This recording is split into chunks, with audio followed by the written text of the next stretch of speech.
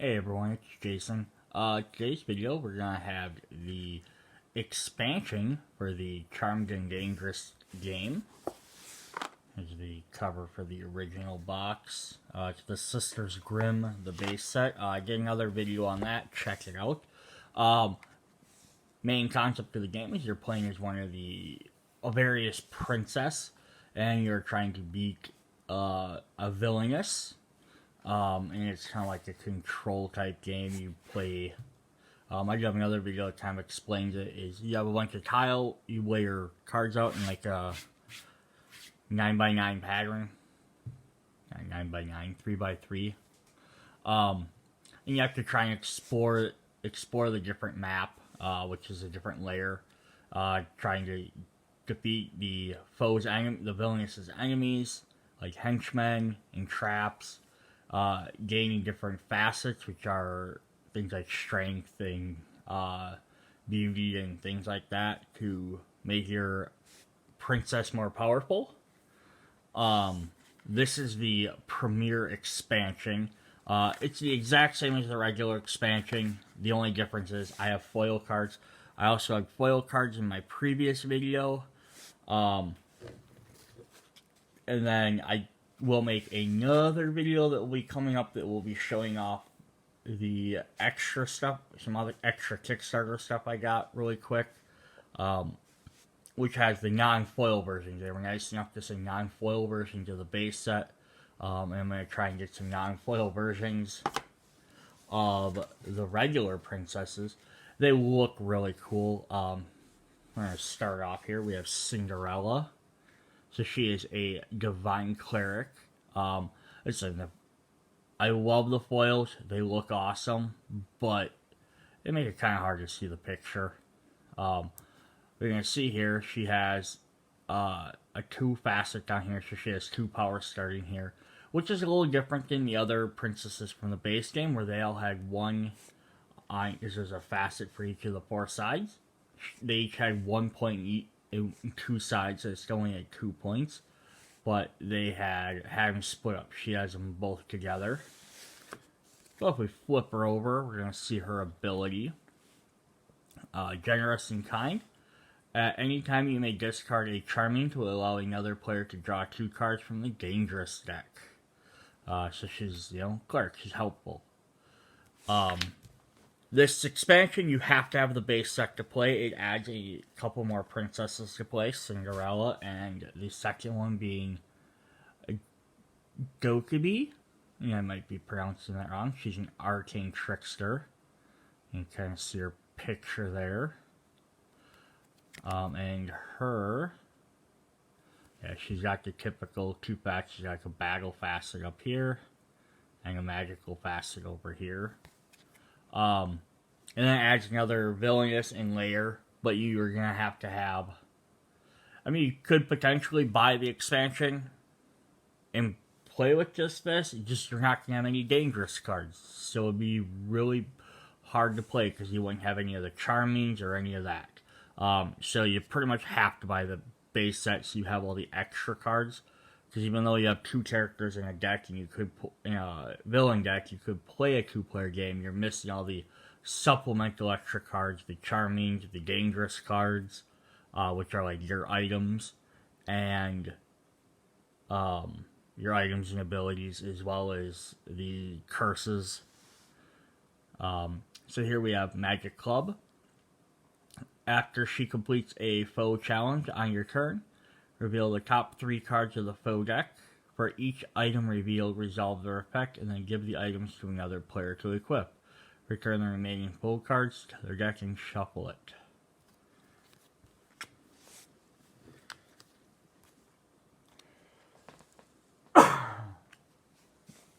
Alright, we got our main villain. Because it's the fairest of the land, which is Snow White. We have the opposite is the evil queen, but since Snow White was in the base set, that's why she's not in here. She's just kind of got like a royal, like Japanese type feel, which is, if it kind of goes with the Cinderella. She's like Mulan-ish, I guess you could say. She has her threat level of 5 for each facet. And this is why I don't like the foil, because the main princesses, it's kind of hard to see the picture. It's not so bad, but you can use the other side just fine.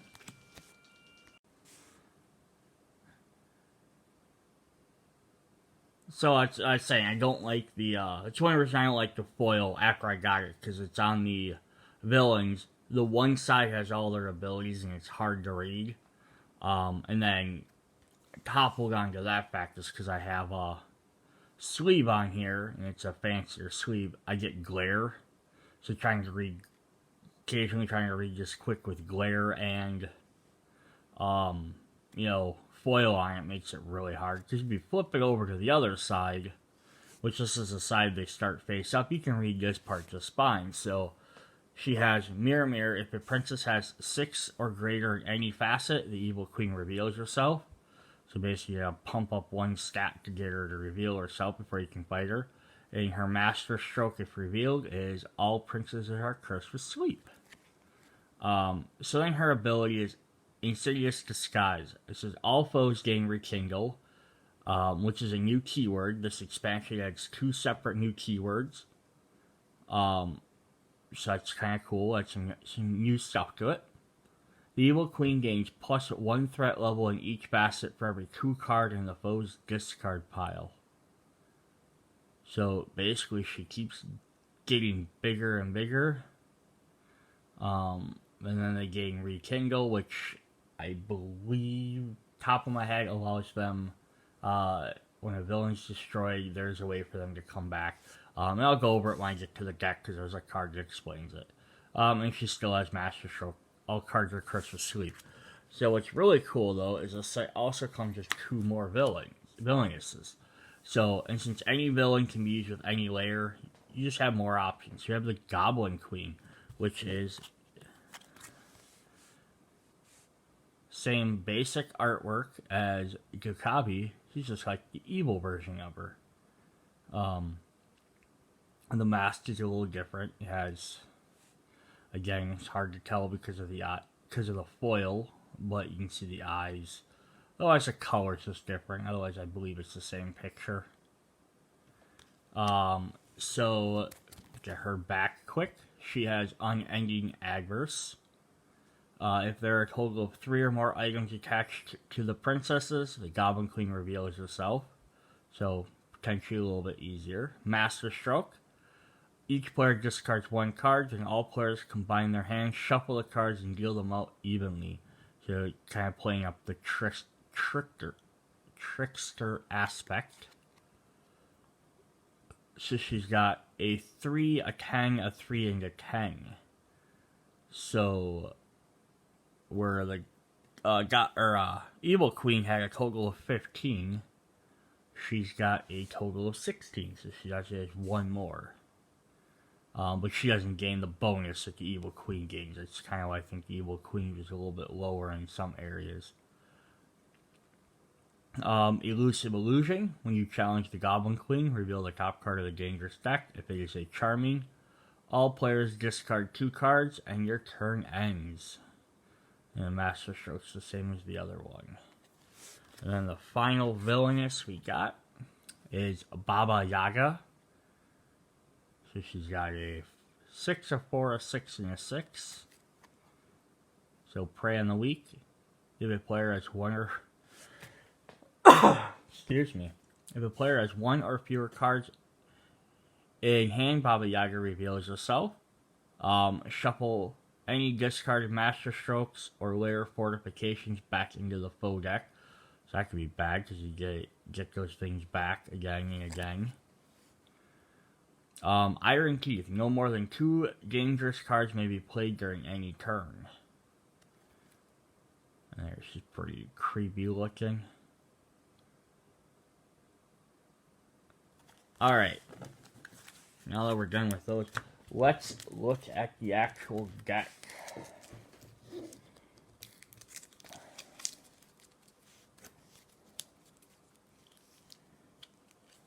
So, first thing we're going to do is to come to the keyword card. So here's Rekindled. says, after you defeat this foe, reveal the top card of the dangerous deck. If it is a charming, this foe is not defeated. Return it face down to the foe grid, then the revealed card is returned to the top of the dangerous deck. So it just lets these guys keep coming back if there's a bunch of charmings in there.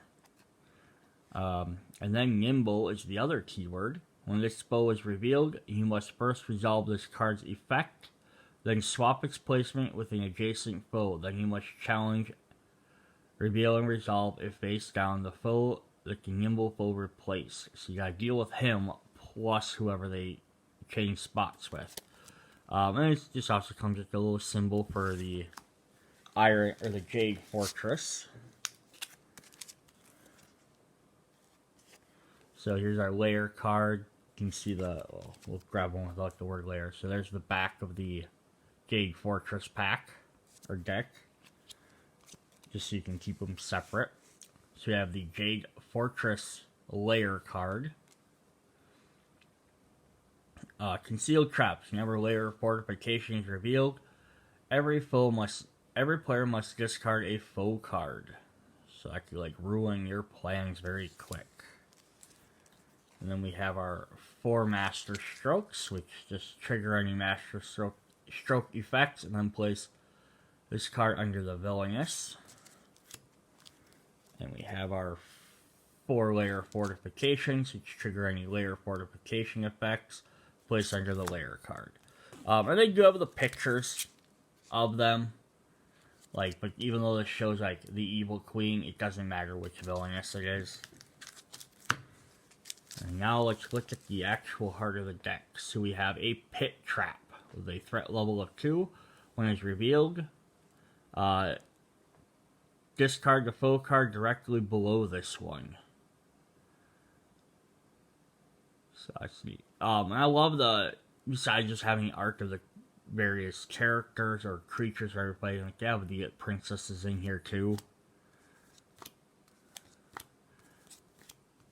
Just because that makes it cool, like they didn't just draw one picture for the princesses and that was it. So Dancing Swords, threat level 2, you must discard 2 Charmings or 4 cards to run away from Dancing Swords. This is a little bit more powerful deck than the base game. Especially the keywords like Nimble and Rekindle. When Vermin Burglar is revealed, reveal top 5 cards of the foe deck. Place any items under this card and discard the rest. When Vermin Burglar is defeated, take all items into your hand. The Armored Thralls, threat level 2, Rekindle, you may not challenge the Villainous while Armored Thrall is his face up, and then with that Rekindle ability, it could potentially keep coming back. So they could be, they don't cost much to beat, but they could be a handful. We have a Crumbling Wall. When Crumbling Wall is revealed, discard a foe card that is adjacent to this one. It's kind of like the Pit Trap, just goes to the side. Cursed Idol. When Cursed Idol is revealed, player to your right is caged. Burning Ruins. Burning Ruins gains +1 hard facet for each 2 cards in the foe discard pile rounded down, so it can get kind of big pretty quick. Tigress Enforcer gains +1 diamond facet for every 2 cards in the foe discard pile rounded down. We have Oni Spirits Rekindle, which they have 2 facets, 2 and a 2. When they're revealed, you must discard an item, which will make them harder to beat.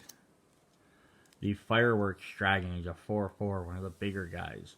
Gains +1 for every hexagon for every 2 cards in the foe discard pile. So basically, if you get to them early, they're a little bit better. If you get to them later in the game, they're going to be a lot harder.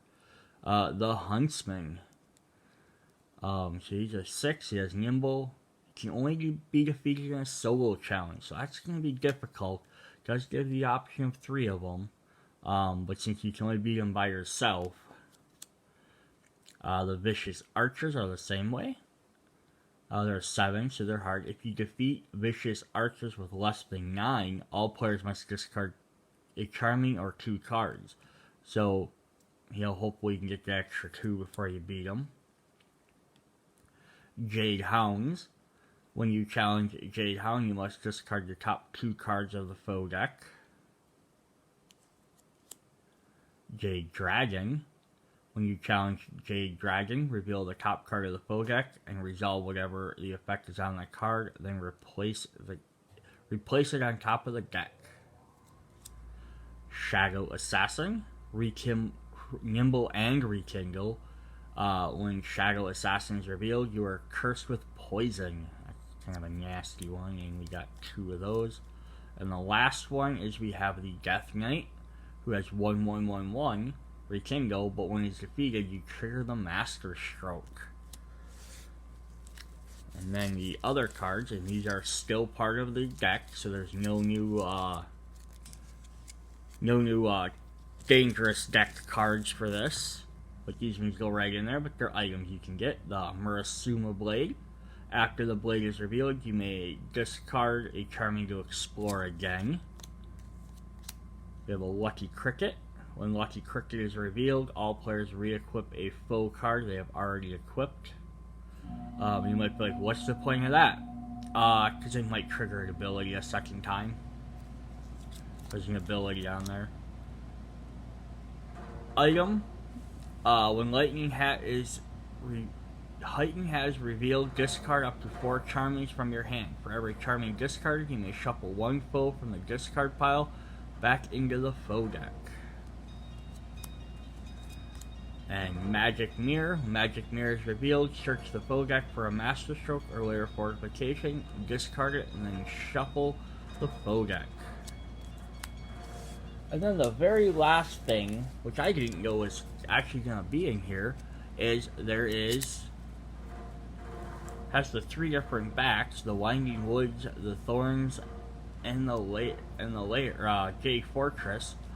So it's the same card, but it's an extra, they call it a layer that goes in each card. It doesn't say layer on the back. But it's the exact same card, same effect for each one, but it's 1 new card for each deck, which is a threat level of 6 nimble. Says during the setup, shuffle the matching chicken hut into the foe deck. So, like Jade Fortress for this one. So you just put the same text on each one. The villainess cannot be defeated unless the chicken hut is equipped to a princess. If the chicken hut is ever sent to the discard pile, shuffle it back into the foe deck. So it's just an extra, like, little harder mode, because if this exists, you have to play it. So that's kind of neat. Alright, so that was Charmed and Dangerous, a princess adventure game. Fairest in the Land. Check it out. Check out the other videos. I have one that's a quick how to play, what the game is. I have a second one that's going through the base set, and I will have another one that's just going through some of the extra Kickstarter stuff. Check you guys later. Bye.